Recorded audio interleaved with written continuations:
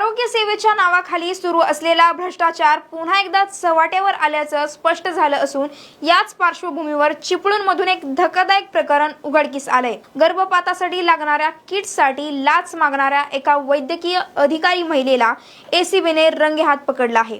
तर चिपळूण तालुक्यातील कामथे येथील उपजिल्हा रुग्णालयात कार्यरत असलेल्या वर्ग 1 च्या महिला वैद्यकीय अधिकारी डॉक्टर कांचन मदार यांनी एका गरजू गर्भवती महिलेकडे 4,500 रुपयांची लाच मागितली। संबंधित महिलेला वैद्यकीय कारणास्तव गर्भपात करायचा होता, मात्र यासाठी डॉक्टर मदार यांनी चक्क 4,500 रुपयांच्या लाचेची मागणी केली। लाच देण्याची इच्छा नसलेल्या त्या महिलेने तात्काळ रत्नागिरी एसीबीकडे धाव घेतली आणि तक्रार नोंदवली।